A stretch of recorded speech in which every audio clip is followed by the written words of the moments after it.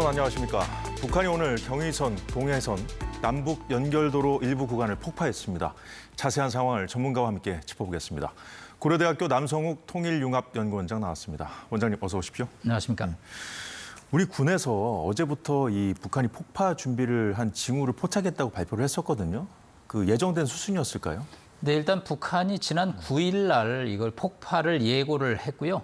또 미군에게도 통보를 했고 또 우리 군한테도 뭐 일종의 경고를 했습니다.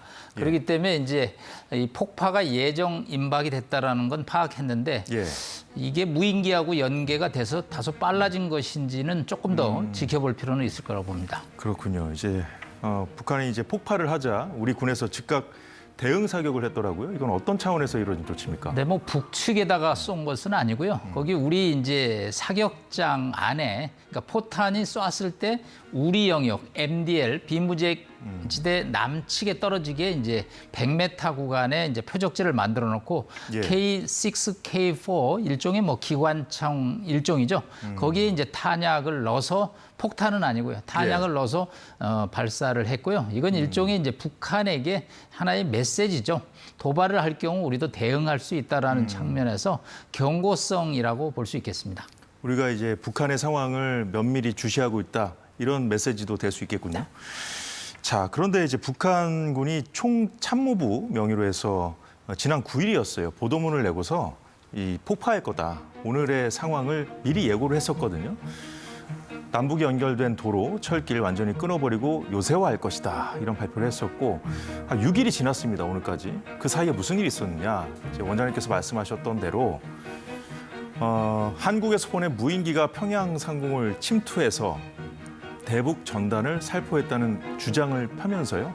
거의 뭐 하루가 멀다 하고 요즘에 이제 대남 비난 성명 내면서 우리를 위협해 왔었거든요. 이제 어쨌든 무인기 의혹을 제기하는 상황에서 또 벌어진 것이기 때문에 우리 군 당국 입장에서도 더 예의주시할 수밖에 없을 것 같은데 어떻게 보십니까? 네, 무인기에 대해서 저렇게 놀랄 줄은 몰랐는데 이건 사실 북한 정권의 트라우마가 좀 밑에 깔려 있습니다. 북한은 영공에 대한 스텔스 방어 기능이 매우 취약합니다. 특히 1950년 이제 8월부터 미군의 이제 공습이 평양에 떨어지기 시작을 합니다. 그렇기 때문에 뭐 김일성의 회고록에 의하면 평양의 온전한 집이 두 채밖에 없다 할 정도로 이 방공망이 취약했고 공군력이 약했습니다. 그렇기 때문에 늘 육군은 우세한데 이 공군에 대해서 걱정을 좀 북한에서 많이 했죠. 그런 상황에서 이게 평양 상공에 무인기가 뚫렸다고 하니까 북한 입장에서는 거의 뭐 경기에 가까운 지금 반응을 보이고 있습니다. 다만 이제 두 가지가 있다고 봅니다. 왜 저렇게 취약점을 노출시켜서 자신들이 여기가 약하다 이런 걸 과시하는 측면이 좀 있거든요. 약점을 보여주는 거거든요. 한편으로는 또 그만큼 충격이 컸다. 그렇기 때문에 또 한 번 무인기를 보낸다면 이거는 이제 그야말로 가만히 있지 않겠다. 이렇게 이제 대응을 함으로써 이 무인기가 생각지도 않게 김정은 정권의 아킬레스건이 아니냐 하는 이제 관측을 해봅니다. 자, 경의선, 동해선 남북 연결도로 폭파로 다시 돌아왔어요. 잠시 좀 더 얘기를 해보면 북한이 이제 예고했던 대로 폭파는 시켰고요. 이제 요새화 작업을 진행할 거라고 이게 공언해 오지 않았습니까? 뭐 다음 단계는 뭐가 될까요? 일단 이제 지난해 말 김정은이 적대적 두 국가론을 주장하면서 통일 포기를 선언했죠. 그래서 그동안 뭐 남북 통일, 민족 공조 이런 상징하는 상징물 일체를 지금 삭제하고 있습니다. 그래서 뭐 삼천리 금수강산, 무슨 평화통일, 남북 하나다 뭐 이런 거 다 지금 삭제하고 있는 상황에서 마지막 수순이 이제 철도도로 연결 폭파죠. 그렇기 때문에 이제 이 철도도로 연결을 폭파한 다음 수순은 결국은 북한도 그런 표현을 썼습니다. 요새화하겠다. 이 얘기는 두 국가론 이면에는 남측의 K한류가 북측에 오는 것을 철저히 차단하겠다. 사실은 반동사상문화법 등 3대 악법을 제정해서 남한의 문화가 들어오는 것을 굉장히 겁을 냈습니다. 이제 이걸 물리적으로 좀 보여주겠다. 그래서 이제 요새라는 것은 결국은 시멘트 방벽을 쌓는 것이거든요. 그래서 이제 비무장지대의 시멘트 방벽을 도로를 중심으로 해서 먼저 가설을 할 것입니다. 예. 그리고 이제 도로 중간중간에다도 이런 요새화를 위한 작업을 할 거기 때문에 정말 북한 정권은 이제 봉쇄와 또 이렇게 요새 속에서 예. 뭐 정말 웅크리고 있다라는 표현을 쓸 수밖에 없는 상황입니다. 김정은이 이 적대적 두 국가론을 언급한 이후에 이 육로 차단을 위한 조치, 뭐 준비 상황들은 계속 전개를 해왔잖아요, 북한이. 자, 그런데 자 이제는 그렇다면은 앞으로 상황까지 이제 짚어주셨거든요. 그 의도까지 짚어주셨는데. 그런데 이제 최고위원회의에서 최근에 뭔가 이제 헌법에 두 국가론을 명문화할 거라는 관측이 있었거든요. 근데 이건 하지 않았어요. 이 부분은 어떻게 봐야 될까요? 네, 헌법의 명문화가 지난 최고인민회의 마지막 날 발표에 저도 우리 방송에 출연해서 굉장히 대비를 했었습니다마는 발표가 되지 않았습니다. 이건 두 가지가 있을 수 있겠죠. 만들었는데 발표를 안 하는 거하고 아직은 준비가 덜 돼서 발표를 안 한 거는데 후자 쪽으로 지금 무게가 실리고 있습니다. 그렇군요. 왜냐하면 통일을 지운다라는 건 북한에 상당한 어떤 할 일이 있다라는 거죠. 특히 뭐 당 규약 10대 강령이라는 게 있습니다. 북한 주민들이 모두 다 달달 외워야 되는 사항들이죠. 거기에 뭐 통일이라는 단어가 굉장히 많이 있습니다. 그런 것까지 다 손을 봐야 되는 상황에서 아직은 김정은 입장에서 실무적인 준비가 끝나지 않았다. 그래서 일단은 뭐 내년으로 넘어가서 모든 이제 행정적, 실무적 조치를 마무리하고 내년 중에 아마 발표가 있지 않겠느냐 이렇게 보고 있습니다. 그렇군요. 자, 무인기 건과 관련해서 연일 이제 북한에서 입장을 내고 있는데 어제는 이제 완전 사격 준비 태세를 갖추도록 했다는 발표가 있었고 물론 뭐 하루 전에 거를 이제 다음 날 보도하긴 합니다만은 오늘 나온 것은 또 어제 있었던 일이죠. 김정은이 군 수뇌부와 회의를 했대요. 어떻게 봐야 될까요? 어떤 얘기가 오갔을까요? 네, 국방안전협의회라는 제목으로 회의를 했습니다. 사실 오늘 아침에 제가 기록을 한참 뒤져봤습니다. 김정은 체제 들어와서 이런 회의가 있었나 찾지를 못했습니다. 그래요? 이 얘기는 뭐 이게 처음으로 공개된 회의가 됐다라고 볼 수 있겠고요. 여기 참석자들이 아주 묘합니다. 일단 뭐 전쟁 수행을 하는 국방상은 뭐 당연히 들어갔고요. 그 군수공업상, 북한의 무기라든가 전쟁 물자를 담당하는 인물이 들어갔고요. 또 일종의 정보를 담당하는 국가보위상도 들어갔습니다. 그러니까 이거는 뭐 전면전까지는 아니더라도 전쟁이 발발할 수 있을 때 참여할 수 있는 모든 부서의 책임자들이 들어갔다. 그런 차원에서 김정은 입장에서는 이 무인기가 북한 체제를 심각하게 위협한다라는 판단을 한 것으로 보이고요. 앞으로 뭐 한 번 더 특히 김여정 입장에서는 이런 일이 재발된다면 가만히 있지 않겠다라는 이제 표현을 썼는데 그만큼 충격은 컸고 북한의 취약성이 역설적으로 노출되는 계기가 됐다는 말씀을 드리고 싶습니다. 자, 영공이 취약하다는 점이 노출됐기 때문에 이렇게 경기를 부리듯이 이렇게 민감하게 반응을 하고 있다는 말씀인데요. 어느 정도로 취약한지 좀 짚어보고 싶어요.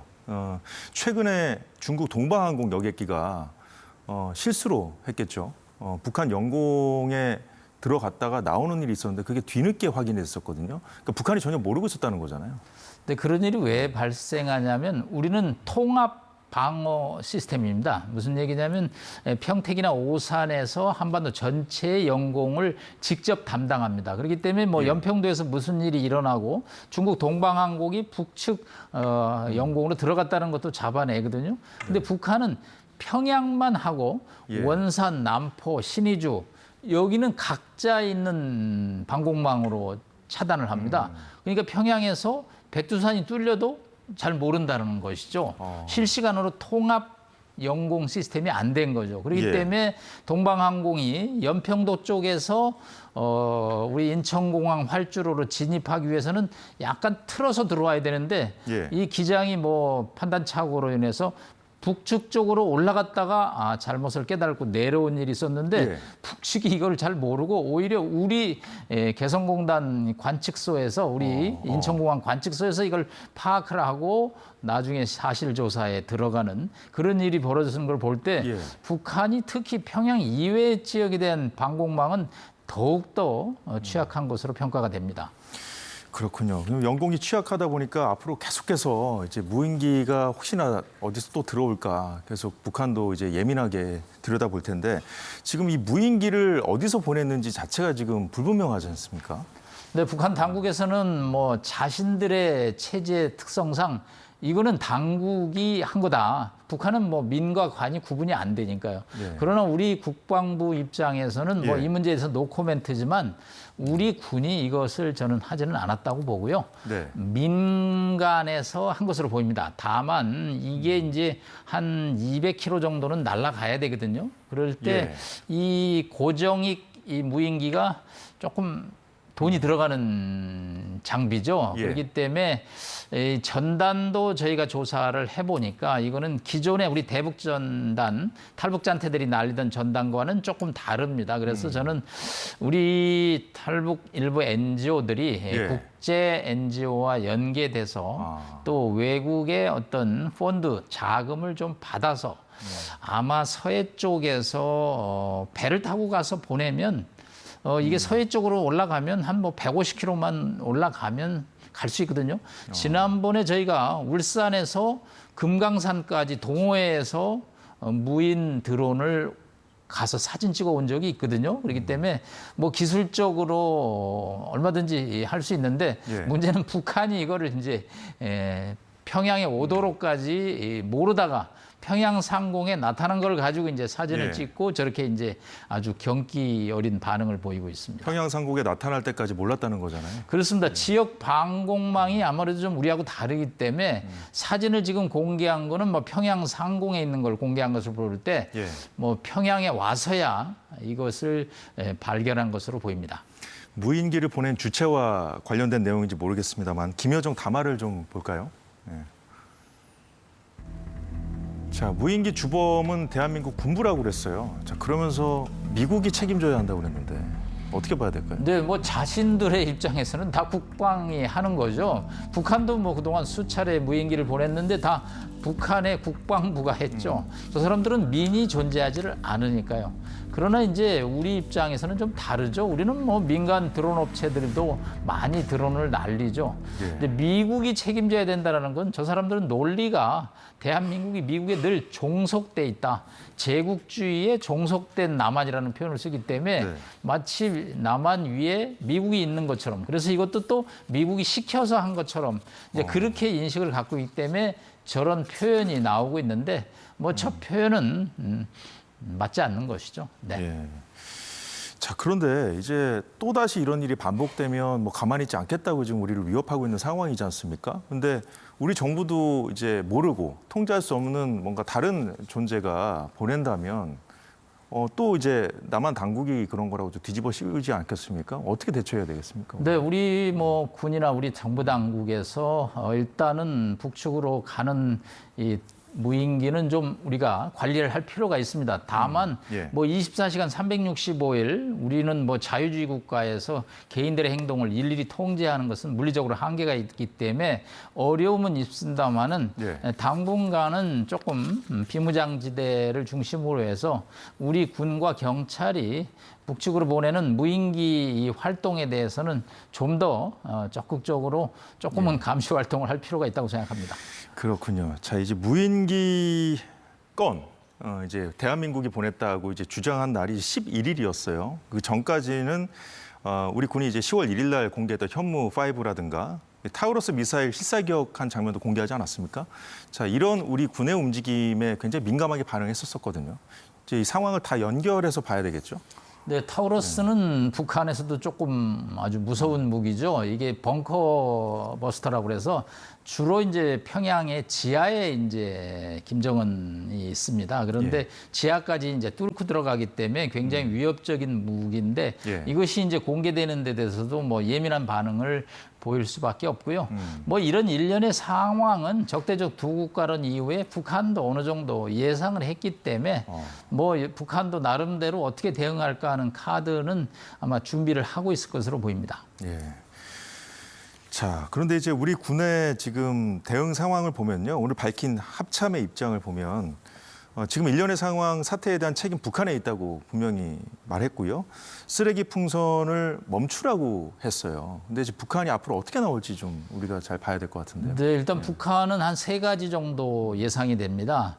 일단 우리 예산 1,800억이 들어간 철도도로를 오늘 폭파를 했습니다. 예. 요새와 다음에는 이제 우리에 대해서 맞대응을 하겠죠. 그 무인기 맞대응은 우리 과거에도 뭐 용산 쪽으로도 무인기가 날아왔는데 예. 이제 본격적으로 어떤 비무기성 일종의 드론을 활용해서 우리 중심부 즉 서울 상공을 아마 위협할 가능성이 크고요. 예. 그다음에 이제 또 국지적인 뭐 도발, 특히 육상보다는 해상. 특히 서해 NLL은 본인들이 치고 빠지기가 좋거든요. 그런 차원에서 우리 어선들에 대한 또 보호도 필요하고요. 또 비무장지대에서 기습적으로 어떤 지역을 들어왔다가 도발을 하고 다시 후퇴하는 예. 그런 양상이 아마 가을부터 깊어질 것으로 예상이 됩니다.